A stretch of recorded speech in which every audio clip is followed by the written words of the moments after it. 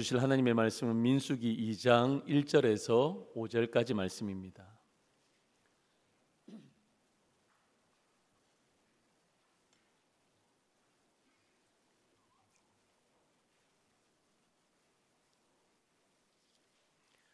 민수기 2장을 다 읽으면 좋은데 시간 관계상 1절부터 5절까지만 읽도록 하겠습니다. 제가 먼저 1절 읽습니다.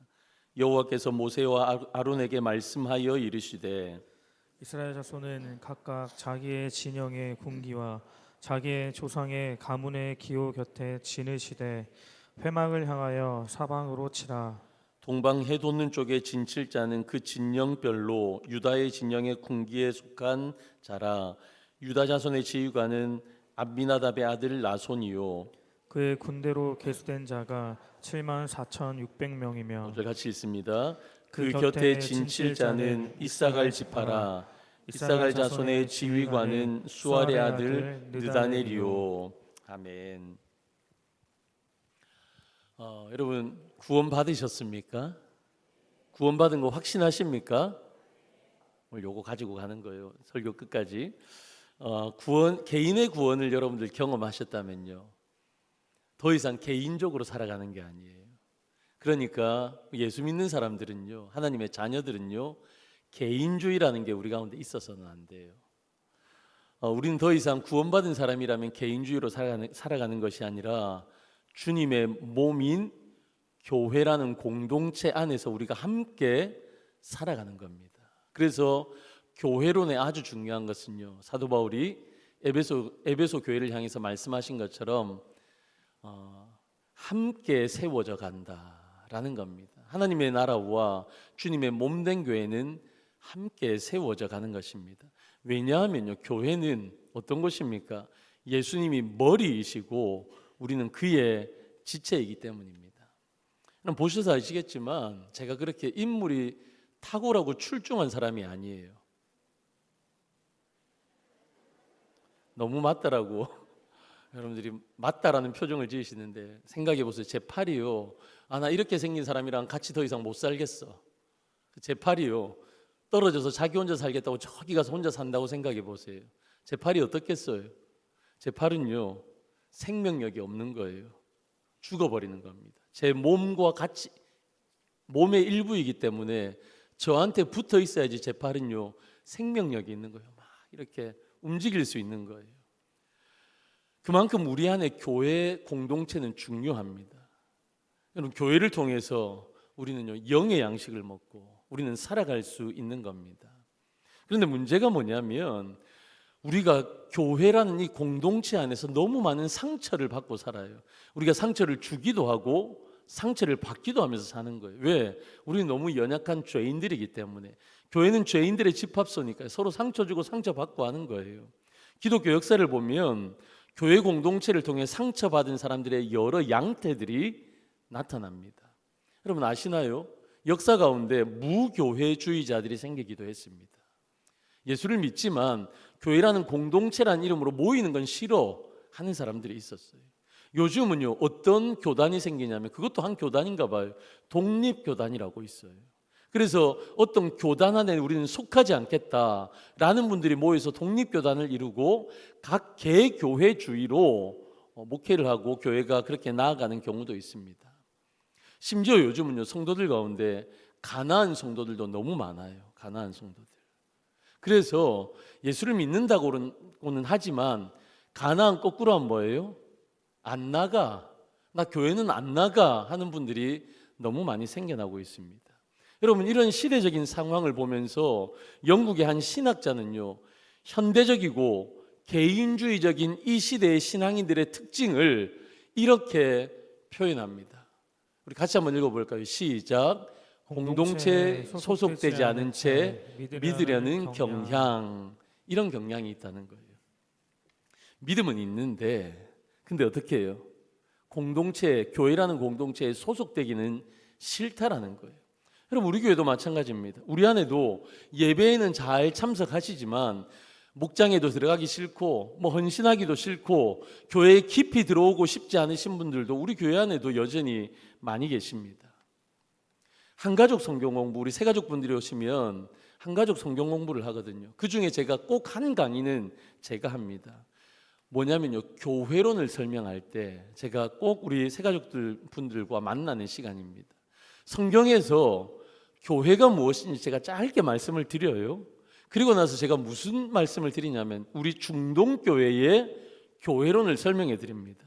그러니까 우리 교회 비전도 설명을 드리고 우리 교회 목회 철학도 설명을 드리고 우리 교회가 어떻게 함께 나아가는지도 설명을 드리는 거예요.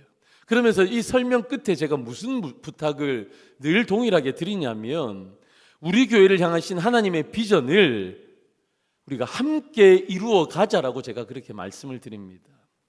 우리 성도님들 숨어서 예배만 드리는 그런 성도가 아니라 예배 시간에 늦게 오셨다가 축도 전에 빨리 나가시고 주중에는 전혀 우리 중동교회와는 상관없이 살아가는 그런 성도들이 아니라 여러분 하나님의 동력자가 되어서 우리 교회를 함께 세워가자라고 제가 부탁의 말씀을 드립니다. 그런 우리 성도님들 되시기를 주님의 이름으로 간절히 축원합니다. 아멘이 작아요. 축원합니다. 아멘. 여러분 우리에게 교회라는 공동체는 정말 중요합니다. 광야 같은 세상을 살아가면서요, 교회를 통해서 하나님은 우리를 보호하십니다. 교회를 통해서 하나님은 하나님의 은혜를 우리 가운데 흘려 보내어 주십니다. 그래서 하나님이 우리 아버지이신데 칼빈은요 말하기를 교회가 우리의 어머니다라고까지 강조하면서 교회를 강조한 겁니다. 오늘 본문은 그 중요한 공동체를, 이 교회 공동체를 어떻게 이루는가, 교회 공동체를 이루는 원리와 특징이 오늘 본문의 말씀에 나타납니다. 첫 번째가 무엇이냐? 교회는요 질서 속에 하나님의 은혜가 있는 공동체라는 것입니다. 우리 같이 한번 읽어볼까요? 시작. 질서 속에 하나님의 은혜가 있는 공동체입니다. 아멘. 오늘 본문의 말씀은요, 이스라엘 백성들이 이제 민수기 10장 10절 이후 11절부터 이제 광야로 진짜 나아가게 되거든요. 그때 어떻게 진을 구성해서 행군을 해야 되는가라는 것을 오늘 본문의 말씀은 보여줘요. 진 배치도를 한번 보실까요? 여러분 무슨 생각이 드세요? 저는 이 진 배치도를 보면서 저 진 배치도가 오늘 민수기 2장 전체 말씀의 요약해서 시청각 자료로 보여주시는 거거든요.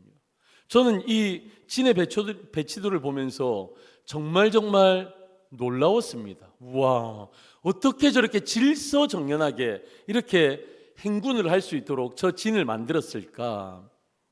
왜 놀라웠냐면요, 이전의 이스라엘 백성들이 어땠습니까? 질서라고는 도저히 찾아볼 수 없는 사람들이 이스라엘 백성들이었습니다. 광야의 이스라엘 백성들은요 질서가 전혀 없었습니다. 질서 없는 이스라엘 백성들을 향해서 광야에 있는 이스라엘 백성들, 이들이 질서가 없으니까 이들을 향해서 하나님께서 첫 번째로 메시지를 보내시는데 그 말씀이 무슨 말씀입니까? 창세기예요. 창세기는요 하나님께서 모세를 통해서 기록하게 하셨습니다. 그러니까 저자는 하나님, 기자는 모세, 그리고 이 독자가 누구입니까? 광야에 있는 이스라엘 백성들이 창세기의 독자였습니다. 근데 이 창세기 초반부에 어떤 말씀이 나옵니까? 창세기 1장 2절에 땅이 혼돈했다라고 말씀하고 있어요. 이 땅이 혼돈했다라는 건 뭐냐? 혼돈했다라는 거 그게 뭐예요? 질서가 전혀 없었다라는 거예요. 이스라엘 백성들의 삶 가운데 전혀 질서가 없었다. 그들 가운데 어떤 내용물도 없었어요. 그래서 질서가 없는데 하나님께서는 질서를 만드시는 것을 창조라고 말씀하셨고요. 그들 가운데 아무런 내용물이 없었는데 그 내용물을 채우신 것을 창조라라고 말씀하시면서 창세기 1장에 하나님의 선언, 하나님이 태초의 천지를 창조하시니라, 하나님의 창조의 세계가 나오는 겁니다. 이 배경이요, 이스라엘 백성들이 광야에서 질서가 없었을 때 주셨던 말씀입니다. 그런 질서가 없었던 이스라엘 백성들이었는데 지금 그들의 진영을 다시 한번 보십시오. 진영 한번 띄워주실래요? 여러분 얼마나 질서가 있습니까? 여러분 가운데 성막이 있습니다. 회막이라 불리는 성막이 있죠. 그 주변에 이 성막을 섬기는 레위인이 네 부분으로 나누어서 포진되어져 있습니다. 그리고 세 지파, 여러분 이렇게 12지파가요 질서 있게 동서남북으로 세 지파씩 성막을 중심으로 진이 배치되어져 있습니다. 얼마나 질서가 있어요. 신약으로 이 상황이 넘어오면요, 신약의 사도 바울은 고린도전서 14장 33절에 고린도 교회를 향해서 이렇게 설파합니다. 같이 읽습니다. 시작. 하나님은 무질서의 하나님이 아니시요 오직 화평의 하나님이시니라. 아멘. 여러분, 고린도 교회는요, 여기저기에서 하나님께서 선물과 같이 은사를 주셨습니다. 방언도 예언도 여러 가지 은사들이요, 교회 안에 풍성하게 일어났습니다. 그런데요, 질서가 없었어요. 질서에 따라서 은사가 아름답게 사용되어져야 하는데 무분별하게 질서도 없이 여기저기에서 막 은사를 사용한 거예요. 그래서 무질서한 은사 사용으로 말미암아서 고린도 교회는 무질서한 교회가 된 것입니다. 그래서 사도는요, 고린도전서 14장 40절에 이렇게 교회를 향해서 권면합니다. 같이 읽습니다. 시작. 모든 것을 품위 있게 하고 질서 있게 하라. 아멘. 우리 하나님이 어떤 하나님이십니까? 우리 하나님을 여러 가지로 표현할 수 있는데 우리 하나님을 표현하는 좋은 한 가지가 뭐냐면 우리 하나님은 질서의 하나님이시다. 하나님은 질서를 아주 중요하게 생각하십니다. 그러니까 하나님이 질서의 하나님이시니까 교회도 하나님을 따라 질서의 교회가 되어져야 된다. 그러니까 너희들 질서를 세워나가기 위해서 품위 있게 행동해라. 그리고 질서 있게 행동해라 말씀하시는 겁니다. 여러분, 이것이요, 구약의 광야를 거쳐가는 광야교회인 이스라엘 백성들의 공동체의 모습이어야만 했던 것입니다. 하나님께서 교회의 질서를 세우시는 것은요, 교회를 세우시는 것이거든요. 그러면 여러분, 공동체에 질서가 있다는 것을 다른 말로 어떻게 표현할 수 있냐면 그 질서에 맞는 지도자가 있어야 된다라는 겁니다. 교회가 질서가 있기 위해서는 그 질서에 맞는 지도자가 있어야 하는데, 여러분, 그러면 제가 질문 하나 던져볼까요? 교회의 지도자가 누구입니까? 누구예요? 또 목사님 곤란하게 또 질문하시네. 성경적인 원리를 생각해 보면 예수님인 것 같기도 하고, 실제적으로 담임 목사님인 것 같기도 하고, 장로님들인 것 같기도 하고, 또 목사님 설교하시니까 목사님이라고 한번 말씀해 드려야 하나? 여러분, 그런 생각이 들 수 있어요. 여러분, 실제로 교회를 눈에 보이는 교회를 이끌어가는 사람은 담임 목사 맞습니다. 대부분은 담임 목사를 통해서 하나님은 교회의 꿈과 비전을 주시고요, 방향성을 주십니다. 그래서 교회가 한 방향으로 나아가게 됩니다. 그리고 우리 장로님들은요, 풀네임이 뭐냐면 치리하는 장로입니다. 우리 안병훈 장로님 오늘 기도해 주셨는데, 안병훈 장로님은 원래 풀네임이 안병훈 치리하는 장로님이에요. 그러니까 우리 장로님들을 통해서 교회가 다스려진다라는 겁니다. 그러니까 어떻게 눈에 보이는 교회의 지도자는요, 목사일 수 있고 장로일 수 있습니다. 그런데 여러분, 어떻습니까? 목사나 장로가 교회의 진정한 지도자는 아니라는 것입니다. 여러분, 교회의 유일한 지도자는요, 예수 그리스도이십니다. 할렐루야. 여러분, 같이 한번 읽어볼까요? 시작. 교회의 유일한 지도자는 예수 그리스도이십니다. 아멘이십니까? 그래서요, 목사도 장로도 어떤 성도들도 우리 모두는 어떤 사람이냐면 예수님을 따라가는 사람입니다. 예수님이 우리의 진짜 지도자이시니까 목사도요, 장로도요, 어떤 성도님들, 교회 안의 모든 멤버십들은 예수님을 따라가는 사람이라는 것입니다. 자, 한번 같이 읽어볼까요? 시작. 목사도 장로도 어떤 성도들도 우리 모두는 예수님을 따라가는 사람들입니다. 할렐루야. 여러분, 구약에서는요, 선지자가 있었고 제사장이 있었고 왕이 있었습니다. 그런데 요즘 이 교회의 지도자들이라 말할 수 있는 목사나 장로들은요, 그런 직분이 아니에요. 중보도 마찬가지입니다. 중보의 직분들은 예수 그리스도 안에서 성취가 되었어요. 그러니까 중보자는 하나님과 우리 사이를 잇는 중보자는요, 예수 그리스도밖에 없습니다. 일대 only라는 단어를 쓰는 거예요. 단 하나, 예수님밖에 중보자가 없습니다. 물론 데살로니가전서 5장 12절에 이런 말씀이 나와요. 회중을 다스리는 교회의 지도자를 가장 귀하게 여기라. 여러분, 이것도 질서일 수 있습니다. 여러분, 여기서 말씀하시는 교회 지도자는요, 목사와 장로를 이야기하는 겁니다. 여러분, 목사와 장로님들을 귀하게 여겨주셔야 합니다.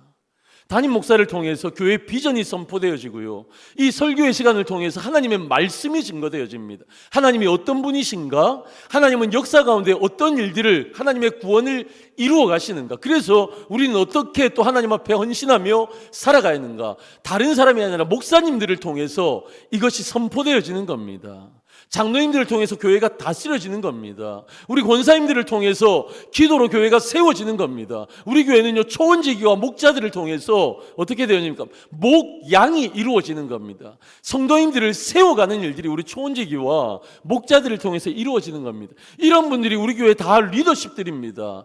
지도자들입니다. 교회의 여러 리더로 세움받은 이들은요, 존중받아야 합니다. 배려받아야 합니다. 귀하게 여김을 받아야 합니다. 기도하는 것, 여러분, 그분들을 위해서 기도하는 것이 옳습니다.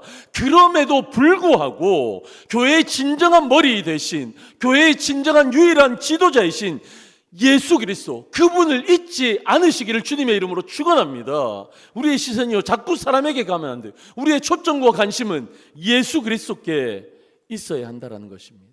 우리 중동교회는 그런 교회가 되어지길 주님의 이름으로 간절히 축원합니다. 그런데 여기에 중요한 한 가지 사실이 덧붙여집니다. 하나님이 만드신 이 질서가 있어요. 교회 공동체 안에는 하나님이 머리시고, 그리고 여러 직분과 은사들을 통해서 교회를 하나님께서 세워가는 질서를 주셨는데, 하나님이 만드신 질서 속에 뭐가 포함된다고요? 은혜가 포함되어 있다는 겁니다. 그래서 교회는요, 철저하게 은혜 위주입니다. 같이 한번 읽어봅니다. 시작. 하나님이 만드신 질서 속에 은혜가 포함되어져 있습니다. 우리 진해 배치도 다시 한번 더 볼까요? 여러분, 여기 보시면요, 특이한 점을 하나 제가 발견했습니다. 그게 뭐냐면요, 여러분, 성막을 중심으로 동서남북으로 세 지파씩 질서정연하게 잘 이렇게 진이 구성되어져 있죠. 그런데 여러분, 이 지파들이 있는데 어느 방향으로 행진을 하게 되냐면 동쪽입니다. 동쪽 지파가 그러니까 제일 선두 지파가 되는 거예요. 근데 동쪽 지파에 어떤 지파들이 있어요? 유다, 이사갈, 스불론이 있죠. 여러분, 여기서 제가 반론을 한번 제기해 볼까요? 여러분, 이스라엘은요, 장자의 역할이 굉장히 커요. 그러니까 장자는 아버지의 축복을 받을 때에도 2배의 축복을 받았어요. 그러니까 저 선두에 누가 서야 돼요? 장자가 서야 돼요. 차자가 서야 돼요. 이스라엘의 장자 족속이 어디입니까? 장자 지파는요, 르우벤 지파입니다. 차자는요, 시므온 지파입니다. 그런데 르우벤도 시므온도 세 번째인 레위도 적이 없어요. 네 번째 아들인 유다가 선두 지파의 제일 앞장서는 지파로 나와 있습니다. 여러분, 왜 그래요? 르우벤은 장자였지만 창세기에 보시면 아버지의 첩인 빌하를 통간합니다. 그래서 야곱이 나중에 축복하는 내용에서 르우벤은 장자의 지위를 상실하게 되어집니다. 둘째 시므온과 셋째 레위는 어떻습니까? 여동생 문제 때문에 세겜에서 여러 사람들을 죽입니다. 여러분, 살인을 그것도 아주 많이 했던 사람들이 시므온과 레위였습니다. 그래서 그들도 장자권을 얻지 못하게 되어집니다. 그래서 결국 넷째 아들인 유다가 장자의 명분이 주어집니다. 그래서 동쪽에 제일 앞선 지파의 선두주자로 유다가 이 전체를 통솔하는 지파가 되게 된 것입니다. 여러분, 이걸 보면서 저는 이게 생각이 났습니다. 성경의 아주 중요한 원리, 먼저 된 자가 나중되고 나중된 자가 먼저 된다라는 주님의 말씀이 떠올랐습니다. 여러분, 세상의 원리는요, 먼저 된 자는 계속 먼저 돼야 돼요. 나중된 자는 계속 나중됩니다. 여러분, 실력이 우수하고 탁월하면 더 앞서 나가는 것이 맞습니다. 이것이 세상의 원리입니다. 그런데 하나님의 나라의 원리가 어때요? 하나님의 나라의 원리는 그렇지 않습니다. 먼저 된 자가요, 나중될 수 있어요. 나중된 자가 먼저 될 수도 있는 겁니다. 저는 이 하나님의, 우리 주님의 말씀을 한마디로 요약하면 이렇다고 생각합니다. 전적인 하나님의 은혜, 할렐루야. 여러분, 유다도요, 허물이 많은 사람이었어요. 유다도 못지않게 허물이 많은 사람이었어요. 유다는요, 하나님의 은혜가 사람을 변화시킨다는 사실을 잘 보여주는 사람이 유다입니다. 유다도 부족한 사람이었는데 후에 어떤 일이 일어납니까? 그가 어떻게 바뀌어집니까? 여러분, 요셉이 팔려갑니다. 애굽으로. 그리고 나서 여러분, 전 세계 가운데 흉년이 들었어요. 그래서 애굽이 잘 준비되어 있기에 애굽에 가서 식량을 좀 가지고 오려고 2번이나 야곱은 그의 아들들을 파견합니다. 그때 2번째 갈 때 유다가요, 아버지 야곱을 설득합니다. 자기가 베냐민을 담보로 한다고 말할 뿐만 아니라 베냐민이 애굽에서 요셉의 은잔을 훔친 자로 지목당했을 때에도 용감하게 나서서 베냐민을 대신해서 자신이 죗값을 받겠다라고 말한 사람이 유다였습니다. 그러니까 유다도 부족한 사람이었는데 이렇게 바뀌어지는 거예요. 은혜가 사람을 어떻게 바꿔가는지를 보여주는 사람이 유다입니다. 그래서 유다는요, 12지파 가운데 가장 선두의 지파가 된 것입니다. 여러분, 저는 이 유다를 생각하고 이 진영을 생각하면서, 유다가 제일 앞에 나오는 이 진영을 생각하면 저는 개인적으로 저를 한번 묵상해 봤어요. 제가 얼마나 못된 사람이고, 제가 얼마나 부족한 사람이고, 제가 얼마나 죄인인지, 제가 얼마나 잘 감추고 사는지 여러분들은 모르실 거예요. 여러분, 제 실체를 알면요, 여러분 은혜 못 받으실걸요? 너무 웃지 마세요. 저도 그렇고 여러분들도 그렇고 동일합니다. 우리는요, 하나님 앞에 정말 잘 숨기는 죄인들이잖아요. 다른 사람들이 나를 잘 못 보게 얼마나 가면을 쓰고 숨기고 내 죄, 내 부족함, 내 연약함을요 저 뒤에 감추고 살아갑니까? 혹시나 가끔 한번 그것이 드러나면요, 그 사람은 죽일 사람 되는 거예요. 근데 어떻습니까? 우리가 손가락질 할 수 있습니까? 나도 숨겨진 죄인인데, 얼마나 더 더러운 죄들이 우리 가운데 얼마나 많은데, 저도 그런 사람 가운데 한 사람입니다. 부족해서 죄송합니다. 그런데 있잖아요, 여러분, 하나님의 은혜는요, 이런 일들을 이루는 겁니다. 하나님의 은혜는 부족한 우리를 세우시는 겁니다. 하나님의 일들을 세우고 동력자로 우리를 세우시는 겁니다. 그렇게 질서를 하나님께서 만들어 가시는 겁니다. 질서는 여러분 우리의 생각이 아니라, 우리의 생각은 르우벤이 맨 앞장서고 그 차자인 시몬이 앞장서야 될 것 같지만, 하나님의 질서는요, 우리가 정하는 것이 아니라 하나님이 정하시는 것이라는 겁니다. 여러분, 그래서 우리는 이 진영, 질서 안에서 하나님의 은혜를 발견하게 된다라는 것입니다. 사랑하는 성도 여러분, 주님의 몸인 공동체인 교회는요, 그래서 질서 안에서 하나님의 은혜가 지배하는 공동체 되어야 할 줄로 믿습니다. 2번째입니다. 이 2번째는요, 교회는요, 하나님 중심의 공동체이어야 한다라는 것입니다. 철저하게 하나님의 중심. 여러분, 우리 2절을 한번 같이 읽어볼까요? 시작. 진을 치되 회망을 향하여 사방으로 치라. 아멘. 여러분, 광야를 행군할 때 진의 배치 우리 다시 한번 볼까요? 저랬습니다. 여러분 보실래요? 저 정중앙에는요 르우벤 지파도 없었어요. 이 성막을 섬기는 레위 지파도 정중앙은 아니었습니다. 정중앙에 뭐가 있어요? 회막이라 불리는 성막이 있습니다. 모든 지파들은요 언제나 어느 곳에서든지 성막, 저 회막을 볼 수 있었어요. 회막이 중심이었습니다. 회막이 진이 중심인 이유가 무엇입니까? 회막의 뜻은요 만남의 텐트라는 뜻이에요. 여러분, 누구를 만난다는 겁니까? 하나님을 만난다는 것입니다. 여러분, 하나님은 출애굽기 29장 42절에 이렇게 말씀하십니다. 같이 읽습니다. 시작. 이는 너희가 대대로 여호와 앞 회막문에서 늘 드릴 번제라. 내가 거기서 너희와 만나고 내게 말하리라. 내가 거기서, 어디에서? 회막, 성막에서 너희와 만나고 너에게 말할 것이다. 하나님의 약속은요 다른 장소가 아니라 이스라엘 백성들을 이 회막, 만남의 장소인 회막에서 만나 주시겠다 말씀하십니다. 근데 이 회막 안에서 중심이 뭡니까? 지성소예요. 지성소 중에서도 가장 중요한 것은 법궤였습니다. 법궤. 그 법궤 안에 몇 가지가 있었는데 그 중에 하나가 뭐예요? 그 법궤 안에는요 하나님의 율법이 있었습니다. 하나님의 말씀이 있었습니다. 하나님께서 당신의 말씀을 통해 우리를 만나 주시겠다라고 약속하시는 겁니다.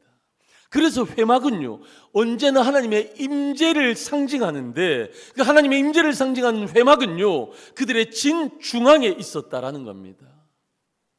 여러분, 여기에서 하나님이 중요하게 말씀하시는 건 하나님께서 우리와 함께 계신다라는 하나님의 선포가 이 진이라는 시청각 자료를 통해서 언제나 어느 곳에나 하나님을 볼 수 있도록 만든 하나님의 시청각 자료였습니다. 여러분, 그래서 이 진의 모습을 통해서 진짜 하나님이 보여주시고자 하시는 것, 우리 가운데 말씀하시고자 하는 건 이것입니다. 이것이 무엇이냐면요, 우리 가운데 계시는 하나님, 하나님의 임재가 우리의 생명이라는 것을 말씀해 주시는 거예요. 우리 같이 한번 읽어볼까요? 시작. 우리 가운데 계시는 하나님, 하나님의 임재가 우리의 생명이다. 여러분, 이스라엘 백성들이요, 광야를 이제 행군해야 합니다. 그런데 광야를 행진하면서 얼마나 많은 전쟁을 그들이 해야만 했습니까? 근데 이 전쟁의 승패는 어디에 있었습니까? 그들의 군사력에 있지 않았어요. 여러분, 아시다시피 이스라엘 백성들은 오합지졸이었잖아요. 군사력이라 말하기도 부끄러웠습니다. 그들은요, 400년 동안 종살이했기 때문에 그들 가운데 거지 근성이 있었어요. 거지 근성이 뭐예요? 내 스스로 뭔가 일해서 먹고 살지 않는 사람들입니다. 여러분, 누군가가 지시하지 않으면 내가 스스로 뭔가를 할 수 있는 그런 사람들이 아닙니다. 그런 적극적이고 능동적인 어떤 정신력이 그들 가운데 없었어요. 그만큼 전쟁을 할 만한 군사력도 정신력도 그들 가운데 부족했다라는 거예요. 여러분, 그런데 이 험난한 광야에서 그들이 싸워서 이길 수 있는 유일한 방법이 무엇이었습니까? 하나님이 함께 하시는 하나님의 임재로만 그들은 전쟁에서 승리할 수 있었습니다. 그 승리의 약속을 하나님은 어떻게 그들 가운데 선포하십니까? 회막과 그 위치를 통해서 매일 눈으로 확인할 수 있도록 진을 배치시키신 것입니다. 날마다 어느 곳에서든지 하나님이 우리의 중심이다, 우리 가운데 계시다라는 시청각 자료를 그들 가운데 진을 통해서 만들어 주신 것입니다. 이스라엘 백성들은 날마다 눈으로 확인했던 거예요. 여러분, 10장이 지나고 나면 이스라엘 백성들의 본격적인 행진이 시작되어집니다. 여러분, 그때 어떤 일이 일어납니까? 이스라엘 백성들이 베이스 캠프를 차렸을 때는 중앙에 그들의 회막이 있었습니다. 그런데 그들이 이동할 때는 쉐키나 영광의 구름이 그들을 앞서갑니다. 근데 맨 앞장서서 그들의 법궤가 그들을 앞장서 갔습니다. 여호수아 3장 3절에서 4절 같이 읽습니다. 시작. 백성에게 명령하여 이르되 너희는 레위 사람 제사장들이 너희 하나님 여호와의 언약궤 매는 것을 보거든 너희가 있는 곳을 떠나 그 뒤를 따르라. 그러나 너희와 그 사이 거리가 2,000 규빗쯤 되게 하고 그곳에 가까이 하지는 말라. 그리하면 너희가 행할 길을 알리니 너희가 이전에 이 길을 지나보지 못하였음이니라 하니라. 아멘. 저기 뭐라고 말씀하세요? 그 뒤를 따르라. 그 법궤 언약궤의 뒤를 따라가라 말씀하십니다. 근데 그 사이의 거리가 2,000 규빗쯤. 이게 무슨 말씀이냐면요, 여러분, 모두가 보일 수 있는 정도의 거리를 띄운 겁니다. 그런데 거리를 띄우지만 모든 이스라엘 백성들이 그 언약궤 하나님의 임재를 볼 수 있었다라는 겁니다. 여러분, 이스라엘 백성들이요, 그 언약궤를 뒤따라 행진하면서 그들이 어떤 고백을 했겠습니까? 이 고백한 거예요. 앞서가시는 하나님, 우리보다 앞서가신 하나님을 그들은 고백하게 되었습니다. 그러다가 행렬이 머물게 되면 그들은 그 중심에 다시 회막을 설치합니다. 그들이 다시 고백할 때 뭐라고 고백합니까? 우리 가운데 계시는 하나님, 행군할 때는 우리보다 앞서가신 하나님, 그리고 그들이 멈추어 섰을 때는 우리 가운데 계시는 하나님. 여러분, 여기에서요, 교회의 가장 중요한 특징 두 가지를 발견하게 됩니다. 무엇입니까? 우리 가운데 계신 하나님, 우리보다 앞서가시는 하나님. 할렐루야. 우리 같이 한번 따라해 볼까요? 우리 가운데 계신 하나님, 우리 가운데 계신 하나님, 우리보다 앞서가신 하나님. 우리보다 앞서가시는 여러분, 이 두 가지를요 하나로 묶으면 이렇게 표현할 수 있습니다. 하나님의 임재. 교회는요, 하나님의 임재가 떠나면 안 됩니다. 교회는요, 철저하게 주님과 동행하며 가는 곳이 교회입니다. 우리가 아무리 위대한 사역을 하고 우리가 아무리 아름다운 교제를 하고 우리가 아무리 멋진 예배를 하나님 앞에 올려드린다 하더라도 우리 그 가운데서 하나님이 임재하지 않으시면, 그리스도가 중심이 되어지지 않으면, 여러분 그건 아무것도 아닌 예배, 아무것도 아닌 헌신, 아무것도 아닌 교제가 되어지는 것입니다. 여러분들의 목장에서 교제하는데 그리스도가 없고 하나님의 임재가 없는 교제 가운데 여러분들이 목장 모임 하신다면 그건 세상의 동아리와 다를 바가 없는 거예요. 여러분, 그래서 우리는요, 하나님의 임재는 상징이 아니라 실제가 되어야 돼요. 여러분, 추상적인 게 아니라 진짜 우리의 삶 가운데서 하나님이 나에게 임재하고 계시구나, 하나님이 나와 함께 하시구나. 여러분, 우리 교회 공동체, 우리 예배 가운데도 이 시간 가운데 하나님의 임재, Presence of God, 하나님의 임재가 우리 가운데 있구나, 우리는 이걸 경험하며 느껴야 하는 것입니다. 우리의 모든 삶에서 하나님의 임재 가운데 살아가는 것, 그것이 성도요 교회라는 것입니다. 초등학교 4학년인 저희 딸이요, 그러니까 꽤 오래되었습니다. 제 딸이요, 저에게 이런 질문을 한 적이 있어요. 아빠, 내가 구원받았는지 잘 모르겠어요. 내가 구원받았는지 어떻게 알 수 있어요? 초등학교 4학년 때 이 질문을 했던 우리 큰아이가 고1이 되었는데 얼마 전에도 저한테 이걸 물었어요. 우리 조이한테 가서 이런 거 얘기하지 마세요, 부끄러우니까. 답을 해줘야 되잖아요. 답을 해줘야 되는데, 근데 머리로 이해는 하고 어떻게 그 의미는 알겠는데 설명을 잘 못하겠는 거예요. 그래서 제가 공부를 했어요. 뭘 공부를 했냐면, 우리 개혁주의 안에 하나님이 주신 좋은 믿음의 유산이 있어요. 웨스트민스터 신앙고백서, 하이델베르그 교리문답, 그리고 거기에 쌍벽을 이루는 한 가지 더, 도르트 신경이라는 것이 있어요. 이 도르트 신경의 첫 번째 교리의 내용이 뭐냐면 신적 선택과 유기라는, 이 예정이라고 말하거든요. 이 예정 안에는 하나님이 택자가 있고 유기자가 있다, 버린 사람이 있다가 있어요. 이게 중요한 예정론, 우리 가운데 중요한 교리인데, 여러분 도르트 신경 첫째 교리에서 선택의 확신, 내가 선택받았느냐, 내가 구원받았냐는 확신이 무엇이냐, 그게 어떤 것으로 우리의 삶 가운데 드러나냐라는 해설이 나옵니다. 선택의 확신이 있다면요, 도르트 신경의 첫 번째는요, 하나님 앞에서 겸손해진다라고 말합니다. 여러분, 내가 얼마나 무능한 사람인지, 전적으로 타락한 존재인지 나는 알고 있어요. 그래서요, 내가 나의 행위로 구원받은 것이 아니라는 것을 알고 하나님의 깊은 은혜를 경험했기에, 그런 은혜를 경험한 선택된 하나님의 사람은 어떻게 해요?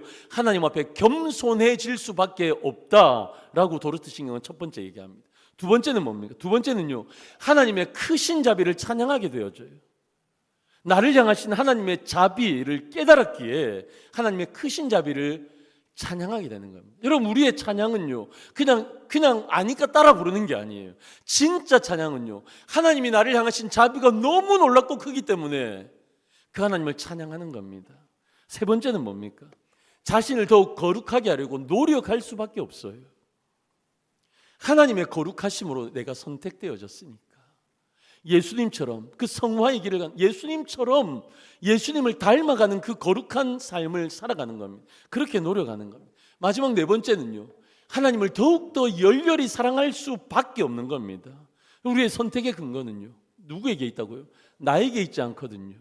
하나님의 은혜, 하나님의 사랑이니까 그 하나님을 더욱더 사랑하며 살아갈 수밖에 없는 겁니다. 그래서 여러분, 우리 예정교리의 이 선택은요, 하나님의 주권을 강조하는 겁니다. 그런데 여러분, 이 네 가지 제가 설명을 드렸는데 여기에 공통점이 있어요. 하나님 앞에서 겸손해진다, 하나님의 크신 자비를 찬양한다, 자신을 더욱더 거룩하게 그리스도를 닮아가려고 노력한다, 하나님을 더욱더 열렬하게 사랑해야 한다. 뭐예요? 공통적인 건요, 우리가 다 하나님 앞에 있다는 거예요. 구원받은 자, 내가 그 확신으로 살아가는 사람들은요, 하나님 앞에서 살아가는 것이고 하나님을 인식하며 살아가는 것이라는 겁니다. 여러분, 우리가 왜 6일 동안의 삶에서 롤러코스터를 탑니까?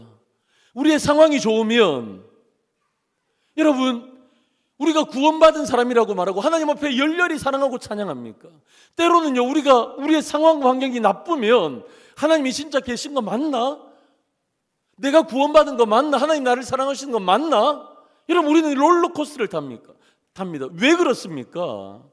여러분, 하나님을 중심에 모시느냐, 하나님을 얼마나 그 하나님을 인식하며 살아가느냐에 따라서 나누어지는 거예요. 구원받은 백성은요, 늘 하나님 인식하며 살아가는 거예요. 하나님 사랑하고 하나님 찬양하며 살아가는 겁니다. 중심에 내가 아니에요. 내가 구원받았는지 알 수 있는 확실한 증거는 하나님을 중심에 모시고 그 하나님을 날마다 인식하며 살아가는 사람, 그러면요 구원받은 사람 맞습니다. 여러분, 오늘 본문으로 한번 돌아와 볼까요? 모든 지파들이 중앙에 있는 회막을 바라보도록 진을 구성했습니다. 모든 지파들이 언제나 어디서나 회막을 바라볼 수 있었습니다. 여러분, 이 표현은요, 하나님이 내 삶의 중심이다, 우리 이스라엘 공동체의 중심이다 라는 하나님의 시청각 자료였습니다. 하나님은 언제나 어디서나 나와 함께 하신다는 약속과 그 약속을 성취하시는 시청각 자료가 진의 배치도였다라는 것입니다. 사랑하는 성도 여러분, 한번 고민해 보실래요? 여러분들의 삶의 중심이 정말 하나님 맞습니까? 우리 교회의 중심이 정말 우리 하나님 맞으십니까? 우리 교회 하나님이 아니라 누군가 영향력 있는 몇 사람이 교회의 중심이 되어 있는 것 아닙니까? 저는 아주 위험한 사람이라고 생각합니다. 제가 중심에 들어갈 수 있는 자리가 너무 많거든요. 그런 마음이 너무 많거든요. 그래서 겸손하게 하나님 앞에 기도하지 않고는 저는 목회를 할 수 없다, 그렇게 생각합니다. 여러분, 우리 교회 지금까지 이렇게 해왔다는 전통이 혹시 우리 교회의 중심은 아닙니까? 여러분, 우리 진지하게 한번 생각해 보아야 합니다. 우리 진 배치도 다시 한번 보실까요? 철저하게 중심은요, 저 성막이었습니다. 하나님의 임재의 상징인 성막이었습니다. 여러분, 우리 중동교회에 누구도 하나님의 자리에 앉을 수가 없습니다.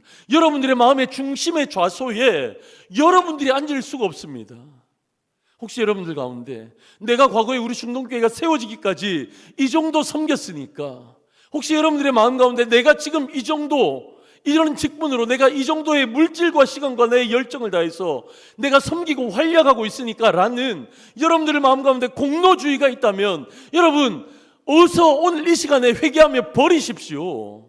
우리 중동교회 주인은요, 우리 중동교회 중심은요, 오직 성삼위 하나님이신 줄로 믿습니다.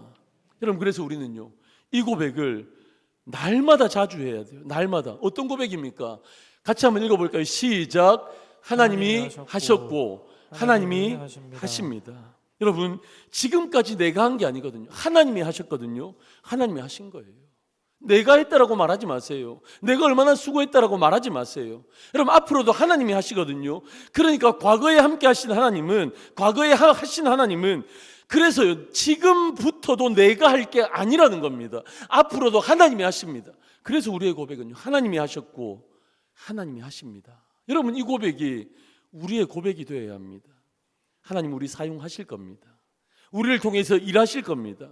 우리를 통해 하나님의 교회의 질서를 세우시고 그런 우리를 이 시대의 대안으로 사용하실 줄로 믿습니다. 여러분, 그때마다 하나님을 인식하십시오.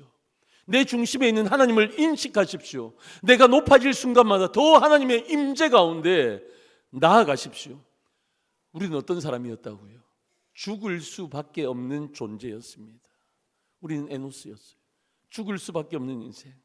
그런데 하나님의 전적인 은혜로 선택된 사람이라는 것 잊지 마십시오. 그러면 우리는 더 겸손해질 수 있는 줄 믿습니다. 나를 더 사랑하는 것이 아니라 열렬히 하나님을 더 사랑하고 찬양하게 될 줄로 믿습니다. 이 시간 선포합니다. 하나님이 우리의 중심이십니다. 그래서 우리 훈련받은 우리는 항공모함처럼 일어날 것입니다. 그래서 우리를 통해서, 우리 중동교회를 통해서 이 땅 가운데 하나님의 나라가 임하고 하나님의 계절로 우리를 통해서 바꾸어질 줄로 믿습니다. 그런 교회, 그런 우리 성도님들 되시기를 주님의 이름으로 간절히 축원합니다.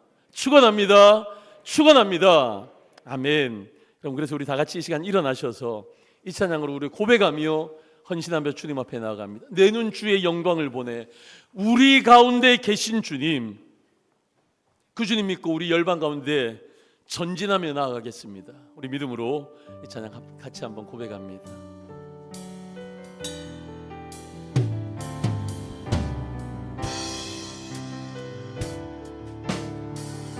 내 눈 주의 영광을 보네. 내 눈 주의 영광을 보네. 우리 가운데 계신 주님, 그 빛난 영광 온 하늘 덮고, 그 찬송 온 땅 가득해. 그 찬송 온 땅 가득해. 우리 믿음으로 선포합니다. 내 눈 주의 영광을 보네. 내 눈 주의 영광을 보네. 찬송 가운데 서신 주님, 주님의 얼굴은, 주님의 얼굴은 온 세상 향, 주님의 권능의 팔을 드셨네. 권능의 팔을 드셨네. 우리 믿음으로 선포합니다. 주의 영광 이곳에, 주의 영광 이곳에 가득해. 우린 선에 우리 주님과 함께, 선에 주님과 함께 찬양하며 우리는 전진하리. 하며 우리는 전진하리. 모든 영